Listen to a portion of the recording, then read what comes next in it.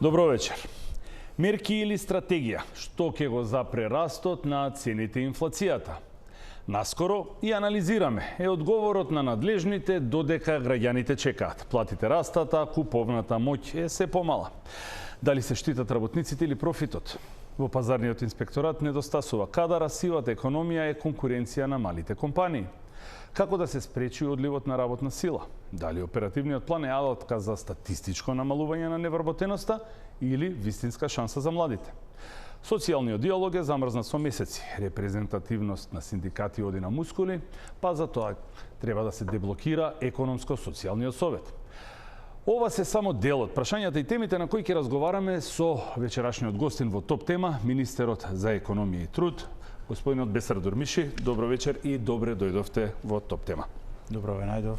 Фала за поканата. Министре, ќе почнеме секако со цените. Викендов имавте изјава дека не е забележано големо поскапување на основните производи. На што се должи овој заклучок?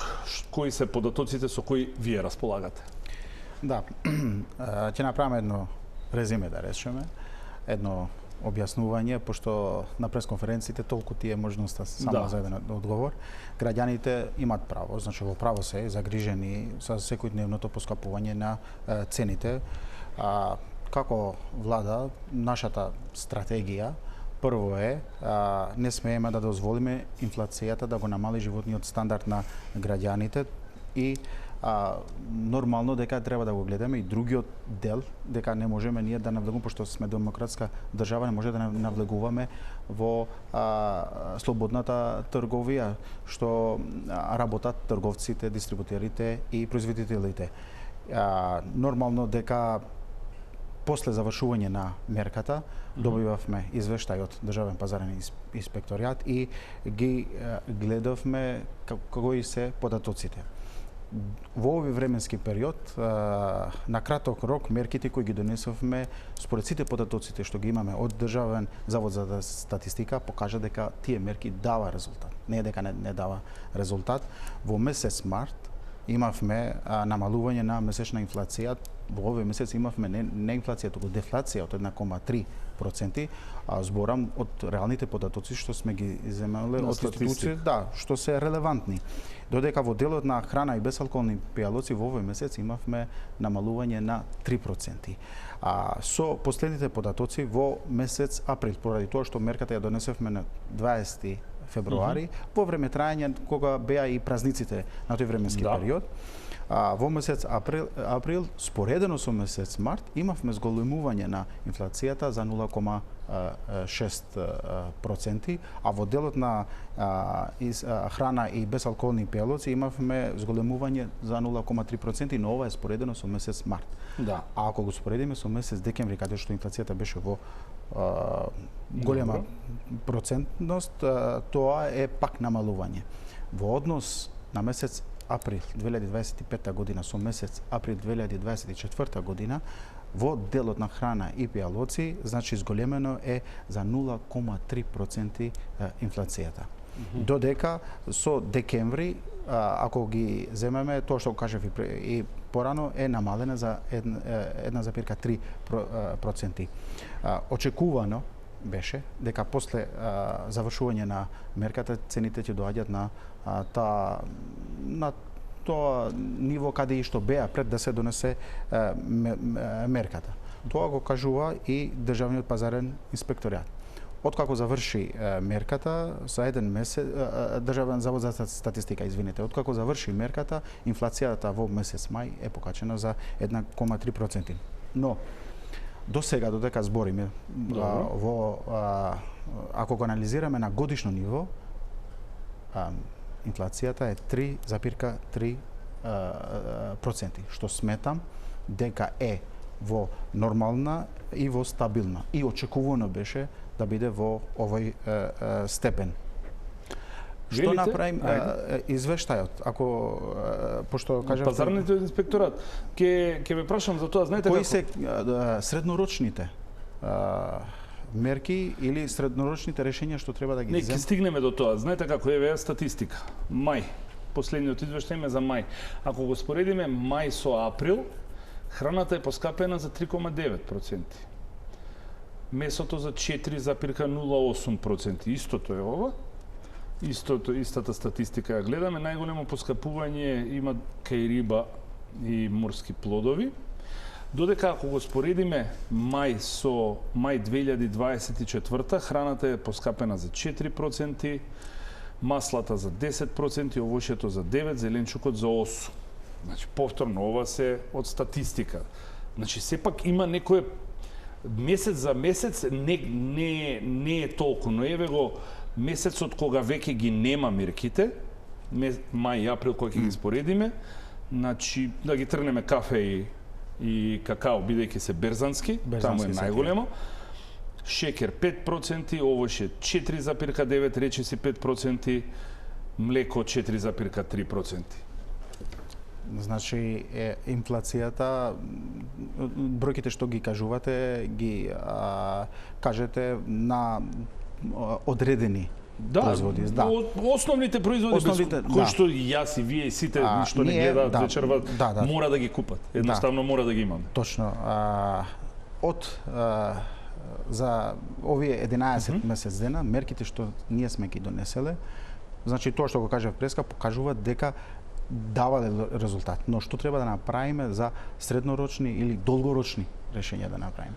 Затоа во делот на тоа не испадна во доменот на Министерството за економија и труд, но нормално дека ние сме дел од владата, од друга институција, од Министерство за земјоделие, значи се работи за донесување на мерки и програми каде што треба да се поддржат внатрешните производители или внатрешните земјоделци, локалните производители или локалните земјоделци, и очигледно дека ако ќе дојдеме до тој степен да ги поддржиме тие мерки или тие програми, да ги спроведеме, цените на основните прехранбени производи и на земјоделските производи ќе спаднат. А како што имаме сега на производите што се во овој временски период што се произведуваат на сезонското време, каде што цените се намалуваат од 20 до 100%. Тие цени што ги произведуваат нашите трговци и нашите земјоделци. Затоа министер, не може патлиџан да биде иста цена или пиперка и во март и во мај, во јуни, во јули. Нормално е дека ќе се намалат цените. Ај вака, пред да продолжиме ние да чуеме нешто мислат. Кој е ставот на граѓаните? Анкетата што ја направивме во 3 града, за да биде порелевантна, да не биде само во Скопје, па предлагам да погледнеме што велат граѓаните за цените со кои што ги сретнуваат секој ден во маркетите и на пазарите. Да. Има зголемување на цените и ги осеќаме. Во што најмногу ви се чувствува? Во храна, можеби режиски трошоци? Па не знам, се комплетно. Да, во се. И режиски трошоци, и храна, и одмори, не знам, летувања, било што, значи. Се што е поврзано со нормален живот.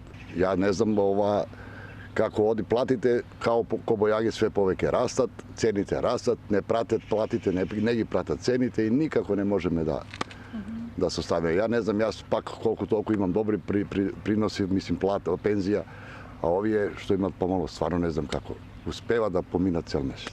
Тешко е, тако е. Мора да се носиме. Растат како не растат. Ништо не е намалено, све поќе и поќе иде нагоре. Тоа е. Што правиме? Не измениш да. Тука растат, тука се намалуваат. И тоа е. Зависи и од приватниците. Ова катастрофа ова. Цените се многу преголеми. Животот многу скап. Платите мали и така. Кој пример најмногу вака го паметите дека пораснала цената на кој производ? Па све да речеш, и лебот и све. Зејтин од 10 тона, едно шише зејтин. Све скапа.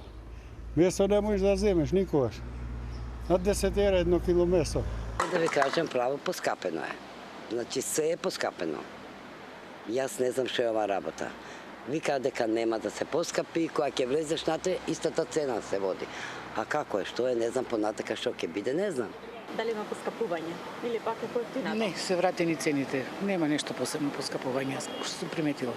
Не сум приметила некоја разлика, да речам чисто. Најверојатно како што гледаме се оди нагоре, а да има поевтинување не. Посебно што купувам за децава чоколади, ова млеко, тоа све е качено. Министер, ги слушнавте граѓаните, 3 града се, значи бројките велат едно, граѓаните велат дека малце повеќе е од бројките што ги имаме. Затоа сакам да ве прашам, еве, кој е во право?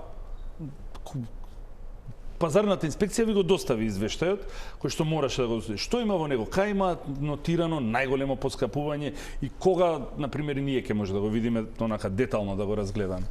Да, јас сум го земал и извештајот. Анализите покажуваат дека овие краткорочни мерки, како што ги донесеме до сега, замрзување на цените или ограничување на бруто профитна маржа, дава резултати во однос на овој извештај. Додека се насила. Да, додека се насила. Еве, може да го читам, тој покажува дека во маркети цените на поголем дел од производите се вратени.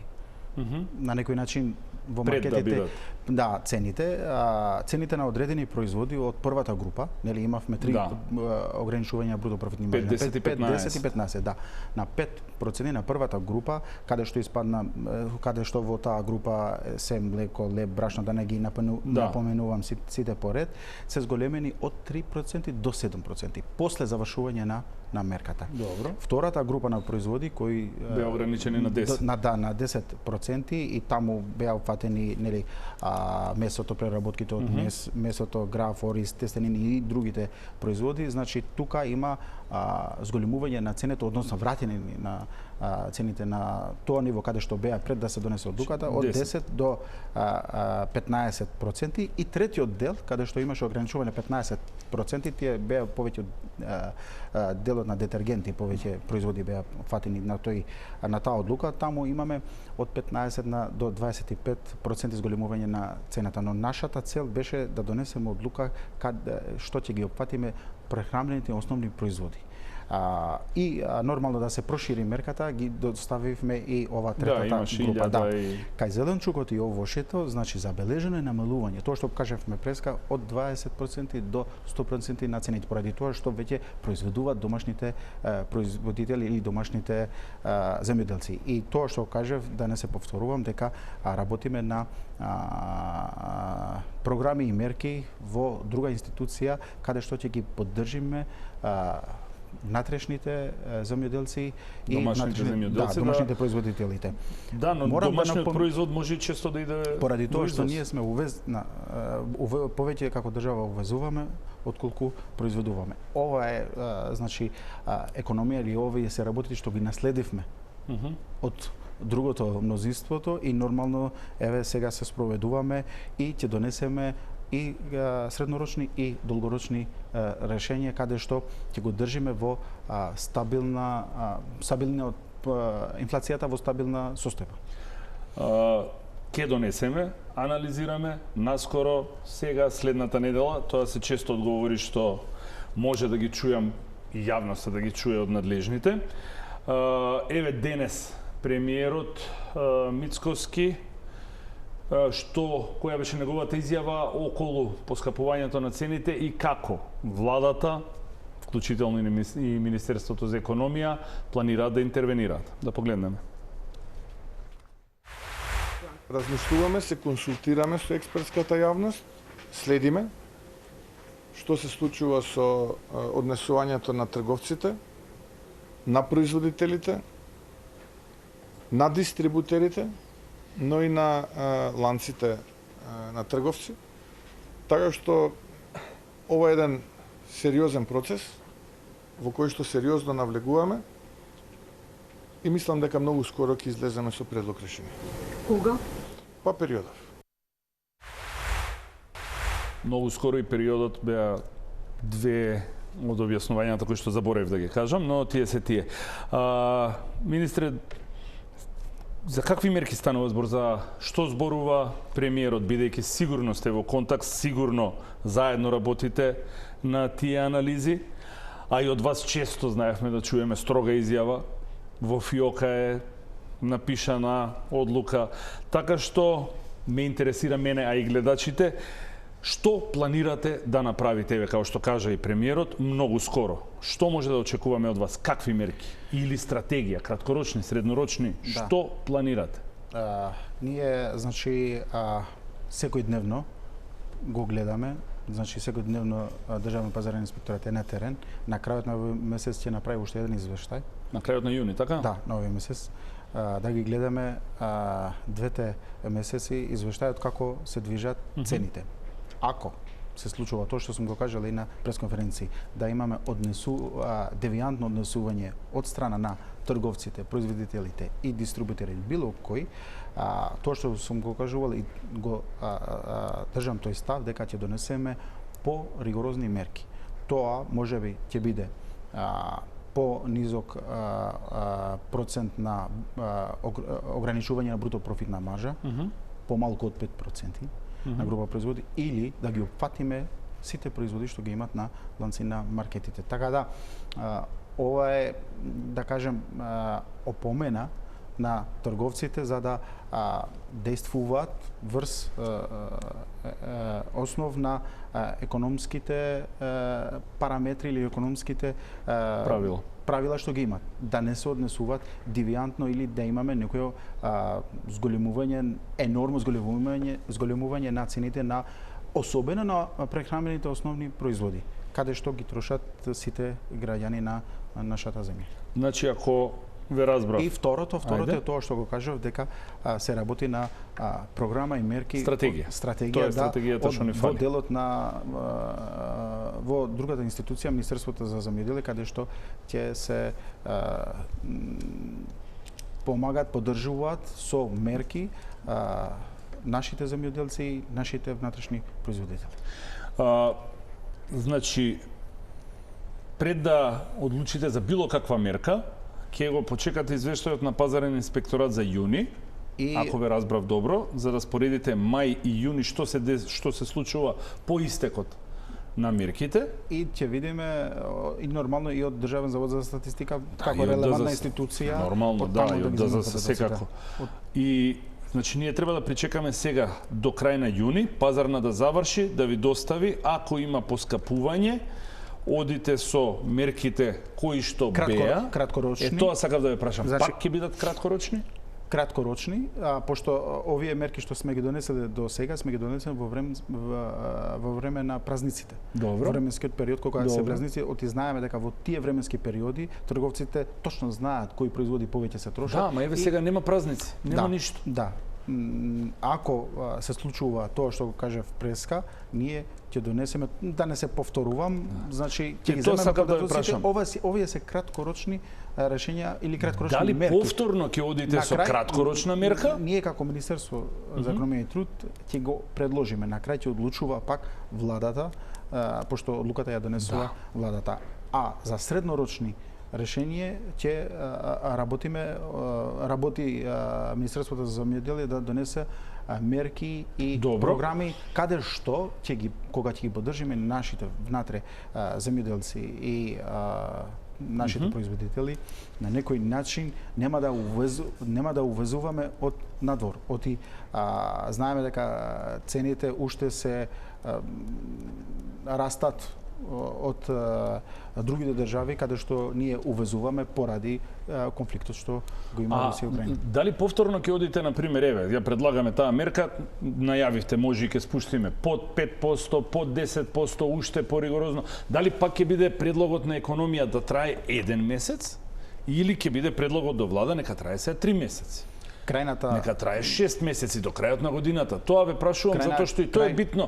Секогаш и вие видовте и ние видовме граѓаните дека секогаш после краткорочната мерка, еве и статистика вели и пазарен, дека пак се качуваат цените најмалку до нивото кое што било предходно, а бројките велат таму 7%, 15%, 25%. Добро, има и намалување, ако го гледаме сега доматот или пиперките, секако различно е во март. Затоа ве прашувам, тоа е многу битно. Колку планирате време да трае следните мерки? Повторно месец или повеќе? Крајната мерка беше 70 дена, 2 месеци и 10 дена. Значи беше донесена на 20 февруари до крајот на месец април. пак велам, кога ќе ги земеме податоците, ќе анализираме и тоа одлука што ќе ја земеме ќе биде достапна пред јавноста. Мојот впечаток, субјективен, секако впечаток е дека сте премногу инертни. Одржавте безброј состаноци, не безброј, а одржавте барем 5-6 состаноци со ланците маркети, со производителите, со дистрибутерите, со увозниците. После секој состанок и после секоја мерка ве изигра. Во меѓувреме се појави картелско здружување. Граѓаните трпат и алармираат. Затоа ме интересира зошто сте толку инертни, зошто толку чекате, едноставно зошто не влезете у Костец, од утре вака правиме, на кого не му се допаѓа е негов проблем. Да. Ние сме влада, ние одлучуваме дека стандардот мора да го заштитиме барем на овој начин. Да. Ова беше само еднаш се случуваше за новогодишните празници. Кога тоа што кажувате вие дека ги државме многу состаноци, со сите државме и го ставивме оние да направат една кошничка, да речеме, каде што ќе бидат опфатени сите производи со ограничување на цени или замрзување на цени. Но од таму гледавме дека не изигра и на некој начин не ја почитува, не го почитува својот збор или својот предлог, своите предлози што ги дадоа.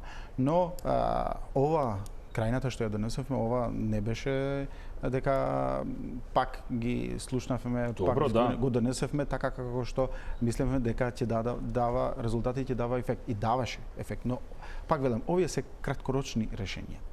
Затоа работиме на тоа што кажав, да не се повторувам, за среднорочни, долгорочни решенја, каде што инфлацијата ќе држиме на стабилно ниво. Пак велам, ако ги земеме сите параметри на крај, оваа година инфлацијата е 3,3%, што е според мене, но не само според мене, и експертите, ако ги прашуваш, е во стабилна состојба. Сега кога сме кај инфлацијата, во Европска унија е 1,8. Кај нас се речиси двојно. Зошто? Поради тоа што сме увезуваме повеќе производи од другите држави. Тоа што го кажав, пошто се повторуваме дека ние наследивме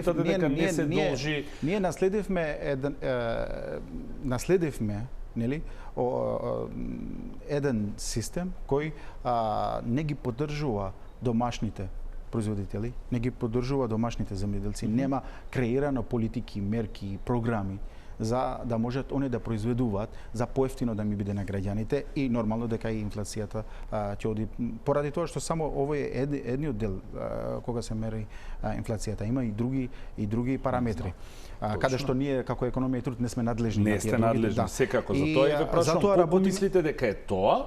Колку мислите дека на цените влија, дека на инфлацијата влија цените растот, влија зголемените плати во јавниот сектор, порастот на плати во јавниот, зголемените пензии? Затоа ве прашувам исто, што економија гледа како решение да задржи или да намали инфлацијата? Тоа ми беше прашањето конкретно. Со овие краткорочни мерки што ги донесеме, оние само, например, кога имаме девијатно однесување или енормно покачување на цените на производите.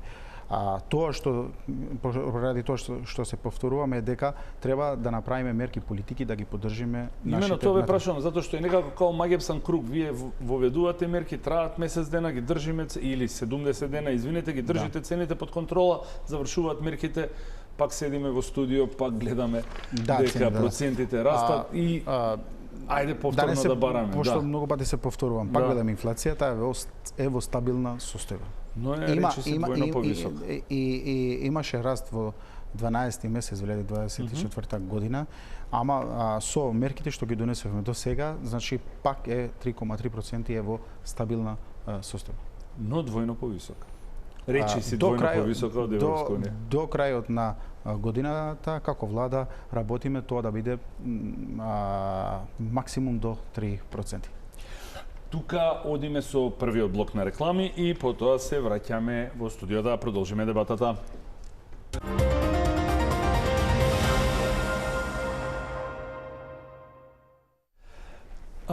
Министер, неодамна во владата презентиравте оперативен план за вработување, зголемена сума која што ќе биде доделена.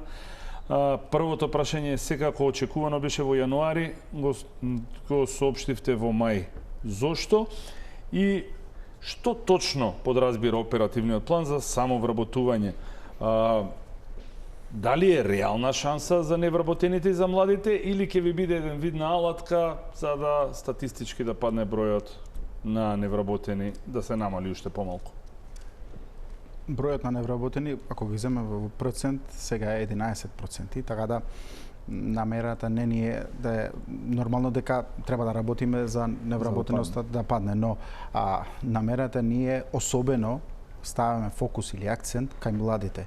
Значи да креираме политики за оние да отворат собствен бизнис, да се самовработуваат во нивниот бизнис и да може тука да ја развијат целата таа идеја што ја имат до реализација на нивниот проект, да речеме, или работа. Вредноста на оперативниот план, по разлика од минатата година, е 7,5 милиони евра повеќе пари се предвидени, повеќе од 40 милиони евра е предвиден.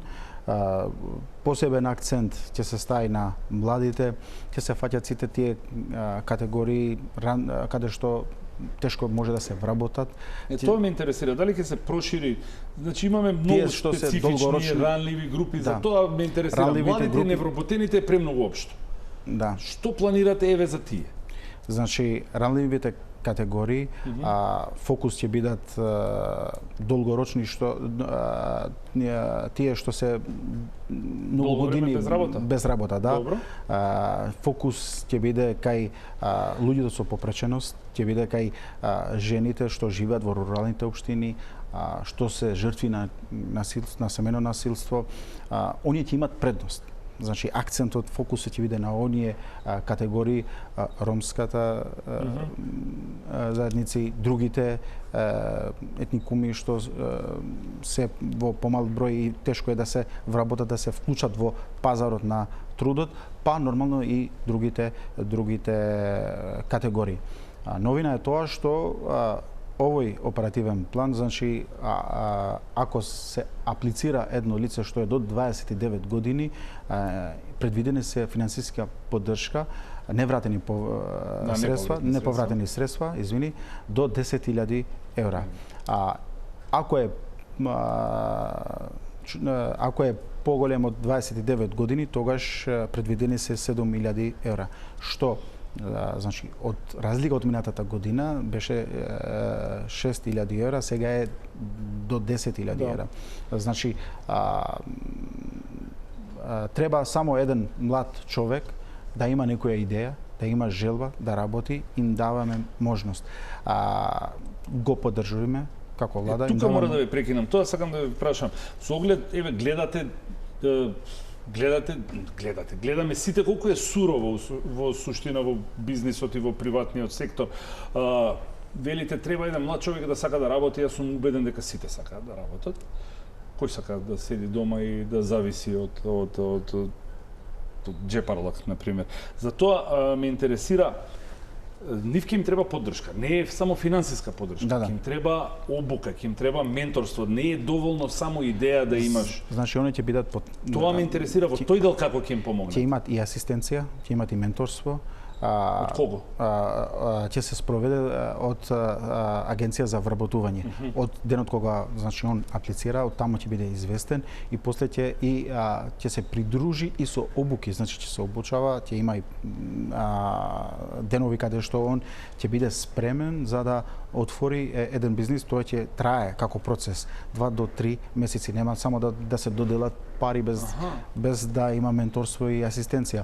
Па нормално, после тоа и ќе има и контроли. Например, во оперативниот план е предвиден, ако за една година, например, не му оди, да речеме, бизнисот или работата, 80% од средствата треба да ги врати пак до агенција за вработување. Или ако сака во втората година да го затвори, 60% од средствата треба да ги врати. Така да не е ова, да речеме, некоја програма или овој план само да излеземе на медиуми и да даваме пари. Туку е реална програма каде што ќе се контролира од почетокот до крајот. Тоа еве велите 80% од дадените средства, 60% за тоа велам за тоа ве прашав кој ќе ги обучи за тоа што е.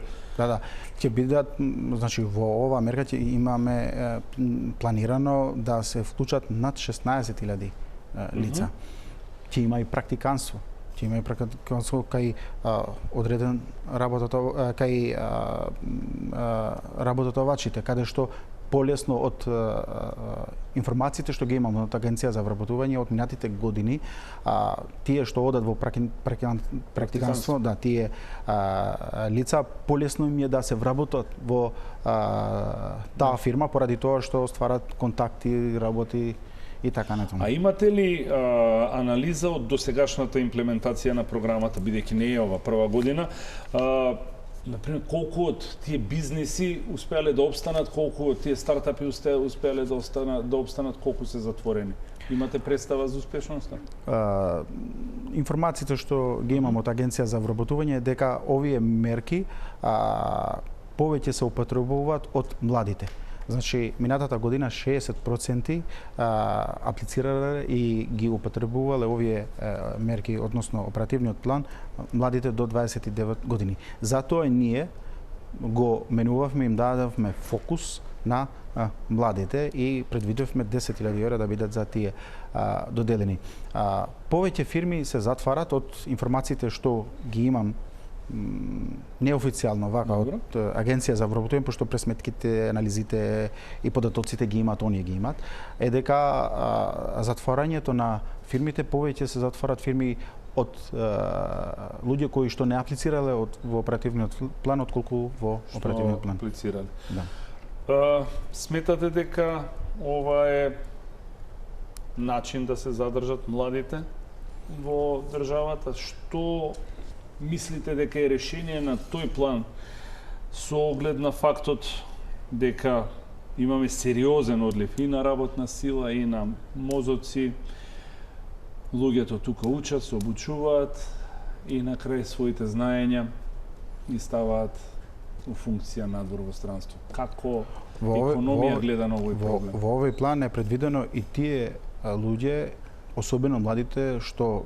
веќе се отидени во странство и не можат повратници и не можат таму на пример да се сместат или сака да се враќат тука и оние ќе бидат на фокусот на овој оперативен план каде што ќе имат предност. Исто како другите категории што ги спомнав преска, нормално дека задржување на млади не може да се реши само со една мерка. Да бидеме реални, тоа е комбинација од економски политики, образовните политики, социјалните политики. Ние имаме, нашата стратегија е составена на 3 столба. Првата е подобри шанси за вработување во струката. Значи, ова е првиот столб. Второто е поддршка за младинско предприемништво. Третата е достап до квалитетни обуки и реални можности. Каде што овој до квалификација, каде што овој оперативен план ги опфаќа сите овие столбови.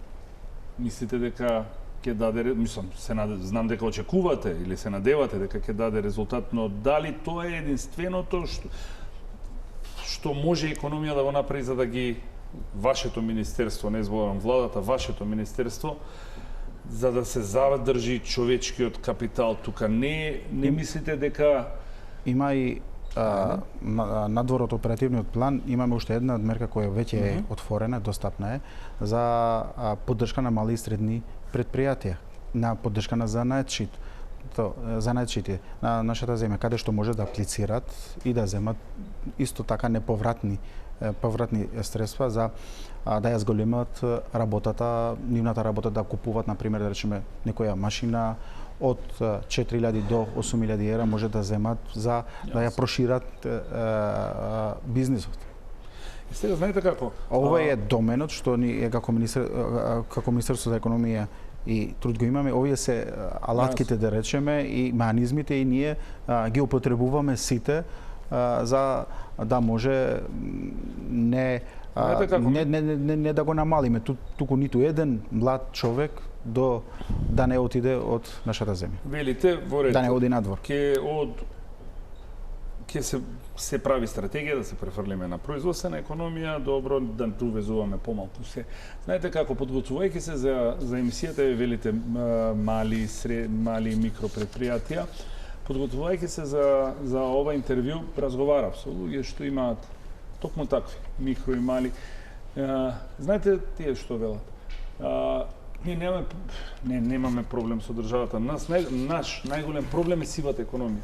Нашата најголема конкуренција е сивата економија, затоа што имаме фирми што работат истата дејност како ние, ама работат малку на црно.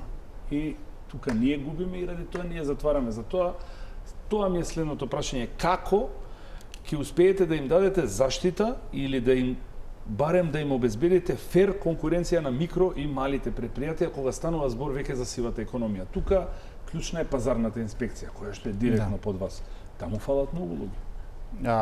Затоа оваа година веќе постапката ја тераме е при крај сме го менуваме систематизацијата, каде што треба да предвидиме повеќе луѓе да се вработат во пазарна инспекција. Па не знам, уште не е завршена, на крај е, мислам дека од некаде од 50 до 60 луѓе може да ги вработиме, плюс инспектори, за да бидат поактивно на терен, поради тоа што и ова го наследивме со немање на кадар, немање на луѓе каде што ќе одат на терен. И другата можност, еве ова е добронамерно, да речеме, план каде што сите тие што се неформални, например, да може да аплицираат, да го формализираат свој... Зошто би го направили? Имаат веќе 30 години, имаат истата шанса.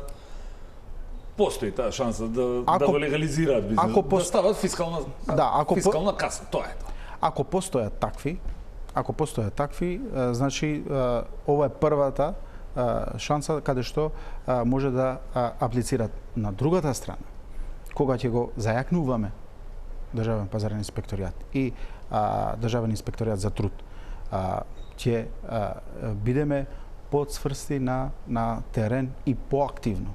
И нормално дека ќе ги казниме сите тие што работат на црно. Добре, затоа што тоа беше конкретно прашање што не замолија да ви го поставам. До кога они ќе се борат со сивата економија? Да, поради затоа што тоа им е клучната. Да, ги разбирам, поради тоа што оние што се формални веќе имаат да платят придонеси. Тие се мали микропредпријатија. Министер, и минималната и просечната плата порасна, така велат бројките. Граѓаните велат во реалност куповната моќ ни се намалува. Дали се согласувате со тоа што го велат граѓаните? Дали и вие во економија го гледате тоа? И која е стратегијата на Министерството за економија дали ќе има некаков обид и стратегија да се намали јазот помеѓу минималната и просечната плата? Јас за ова многу пати сум кажал дека минималната плата е утврдена со закон за минимална плата кој е донесен, неусогласен и од страна на синдикатите и од страна на работодавачите. Имаше барање од синдикатите да се покачува минималната плата надвор од временскиот период каде што треба да се покачува. За сите политики, за сите овие теми кои што треба да се донесе одлука, се разговара и се одлучува во економски социјалниот совет, каде што и двете страни се таму, и синдикатите и работодавачите. И ние, како влада, нормално како трипартитно тело, секоја одлука која што ќе донесат оние, ние таму ќе бидеме да ги поддржиме. Но, сето тоа добро звучи, кога ќе го кажете, извинете, сето тоа добро звучи кога ќе го кажете. Вие сте председател на ЕСС. По функција, министер за економија, раководи со економско-социјалниот совет. Од формирање на владата, од кога сте вие министер, имаше 2 седници на ЕСС. Така? 2 или 3? 2, мислам дека беа. Сметате дека тоа е доволно? Не, имаше повеќе. но повеќе беа добро. Знаете дека после нова година синдикатите го изгубија, не го изгубија, туку им стече мандатот. Требаше да се утврди репрезентативност. И овој процес тече. Комисијата е формирана од страна на владата, оние работат, треба да ги пребројуваат сите членови што ги имаат синдикатите и час поскоро јас сакам да се формира, да се тврди репрезентативноста на синдикатите, да се формира комисијата за да може да почнеме со работа поради тоа што многу имаме отворени прашања. Како например потрошувачката кошница која требаше да ја направиме. Вие да ја направите. Да. Веќе каде сте со потрошувачката кошничка? Кога ќе се формира економски и социјален совет ќе биде достапна и до синдикатите и до јавноста. Да, во моментот вие работите на неа, така? На крај. Добро. На крај само треба да се нормално дека треба да се донесе одлука каде што ќе биде прифатлива од сите страни, нели, од работодавачите и од синдикатите. Имаме 2-3 предлоза каде што треба да одлучиме заедно кој ќе биде. Добро, бидејќи ви беше различна методологијата, што велат бројките, од прилика ја знаете која е минималната синдикална? Поради тоа што таму беа предвидени многу нешта што не се стаени кај минимална синдикална кошница, но тоа беше стаен, таму беа предвидени во нивната методологија, беа предвидени многу производи кои, например, и во одредени временски периоди не се употребуваат. Добро, не беа по килограми, беа поделени. Цените се беа како пример беа земени од Па добро, и вие од владата рековте нема одмор во странство, а не беше одмор во странство, тоа беше во бунгало, во дојран во 7, и тоа 7 ноќи, тоа не е ни одмор. Цените не беа земени, например, од 2, 3 до 5, добро, да речеме, маркети, да се земе една просечна цена, туку највисоките цени беа предвидени во таа нивната кошница. Ние не велиме дека за тоа ве прашувам, што велат бројките, еве велите при крај, што велат бројките кај вас потрошувачка? Кога ќе биде таа потрошувачка кошница на сила, тогаш секој месец ќе го известиме јавноста кои се бројките и, например, колку им треба колку треба едно семејство да троши за еден месец. Пак ги споредиме со синдикалната, кога може од прилика да очекуваме? Значи, кога ќе се формира економски и социјален совет, добро, првата точка што ќе биде стаена е таа за да ја донесеме таа. Сега, кога сме до економско-социјалниот совет, велите и вие сакате да почне да одржите следна седница. Некако впечатокот е дека имаше судир, отворен судир меѓу владата и ССМ, потоа законски измени, тука беа и пратеници од Влен учествуваа, сега ќе има и втор репрезентативен синдикат кој што претходно можеше да учествува, но не можеше да гласа, но можеше да дава предлози. Според вас кој е бенефитот од два репрезентативни синдикати? Ја демократизираме синдикатот, односно има вработени од други сектори кои не се представени на економски и социјален синдикат. Така да може оние да ги кажат своите барања и оние да се борат за своите права, на некој начин ја демократизираме економски и социјален. Дека демократизацијата е всушност политички притисок и политичка игра. Дека имаат синдикат кој што ќе влие, кој што ќе работи по налог на влада. Вие што викате? Не велиме така. Диалогот е клучен за подобрување на правата на работниците. Добро. Ако во ова смисла намалувањето на процентот од 10 на 5% се обезбеди, значи биланс на условите на репрезентативност на синдикатите и здруженијата на работодавачите, нормално. Затоа намалувањето на прагот на репрезентативност ќе овозможи вклучување и на други синдикати, каде што и оние ќе може да ги кажат своите барања и да се бранат за нивните права. Одиме сега со кратки прашања. Формиравте комисија за случајот каде што беше откриен кај вас во министерство вработени кои што не доаѓале на работа, а нивни колеги им ги отчукувале картичките. Што се случи со тоа? таа комисија, значи фативте ли тие што не иделе на работа, а компјутерски биле? Предлози, значи оние секогаш од тој ден кога го формирав таа комисија, оние секогаш вршат контроли. Добро. И нормално дека кога сум известен, кога оние ме известат дека одредени вработени ви известиле? Да, има. Значи ми известат дека одредени вработени не ја почитуваат работното време или на пример не се куцат, да речеме. Тече процедурата и нормално се опишуваат, има дисциплинска за тие вработени. Тој процес го води секретарот на Министерството. Откази нема. Само казни. Не, значи се почитува според законските прописи, тере го водиме процесот. Тврдите дека недела дена не доаѓал на работа, а некој го отчукувал? Не, ако 3 дена ако не доаѓа на работа, ако значи еден вработен без оправдување, ако 3 дена не доаѓа на работа. Затоа прашувам дали фативте некој што си бил на одмор, одма се дава отказ. Добро. По трагедијата во Кочани најавивте законски измени за формирање на комисија, тело, не знам точно како да го формулирам, во кое што ќе бидат сите представници на сите надлежни институции, значи економија, пазарна, ДЗС, МВР, УЈП. Документацијата ќе се доставува, тие ќе разгледуваат и ќе одобруваат, нема потреба секој посебно да гледа, туку ќе пројде низ сите раце. До каде е формирањето на ова тело, ова комисија што ја најавивте? Значи се работи таа тело на менување на законот, каде што треба, нели, до 2008 законот беше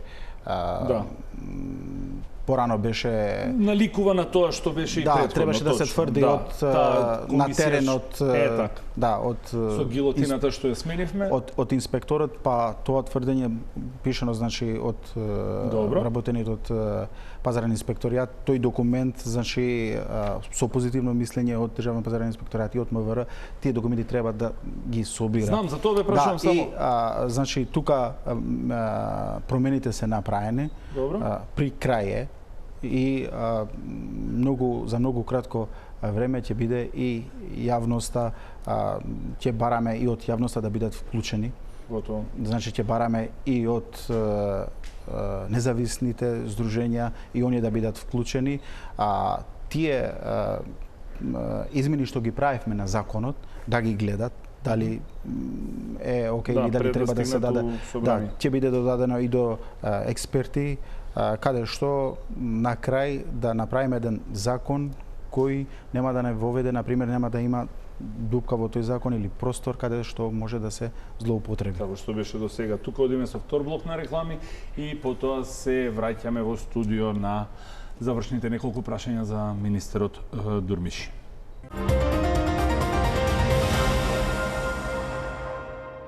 Министер, пред да стигнеме и до крајот за локалните избори, блиц прашање, предложивте измени на Закон за трговски друштва, дел од реформска агенда, според кој сите управни надзорни одбори треба да поминат на реизбор, новите треба во транспарентна постапка, од април е на сила. Ваш предлог беше, од она што можам да видам и сите да видиме, во управните и надзорни одбори повторно се именуваат партиски членови и функционери, а не толку професионалци. Зошто го донесовте ако не го почитувате?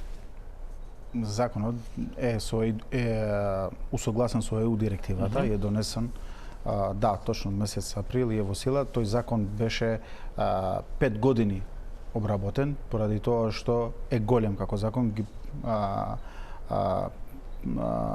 ги поврзува сите огромен број на дејности, така да на крајот во месец април веќе беше готов и донесен.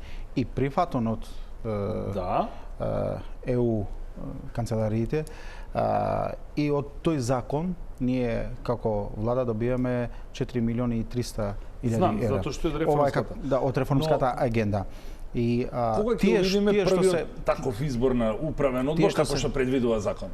Тие што се именувани во надзорните и управните одбори пред да се донесе законот, нормално дека се именувани со стариот закон. Сега другите членови кои ќе бидат именувани во надзорните управните одбори, нормално дека ќе се почитува тој закон пошто е на сила и според прописите според членовите или според законот како што пишува, нормално дека ќе се почитува и ќе бидат доставени така како што треба или како што го бара законот кој е на сила.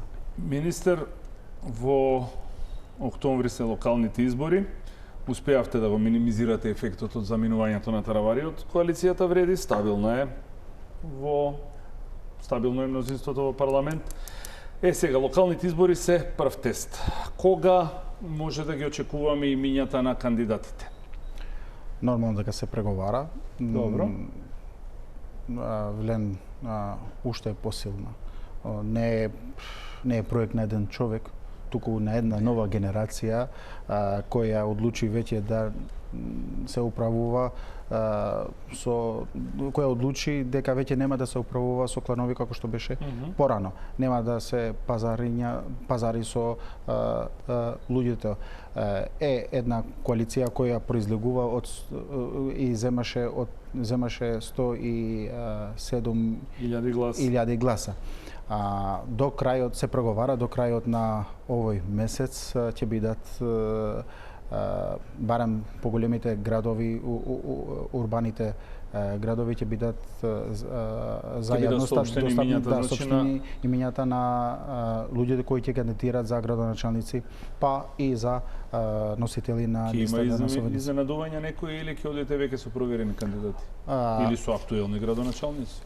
Не одиме со одлучување преку ноќ. Не одиме со пазарање. Не одиме кои општини ќе ги земеме, како што е на другиот дел од албанскиот кам.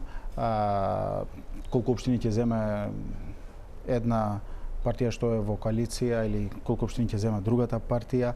Туку одиме транспарентно, направиме анализи, направиме на анализи на терен и според тие податоци што ќе ги земеме, кои луѓе ќе бидат подостапни до граѓаните, кои ќе ги поддржат граѓаните. Правите тоа, кажем, джите, дека PR агенција мери рейтинг. Без разлика тоа дали ќе бидат од Влен или може да бидат од независни граѓани. Сега, со оглед дека ќе изгубите или изгубивте некои гласови што ви ги донесе таравари, што ги носеше со себе, да кажам, таравари во коалицијата, ме интересира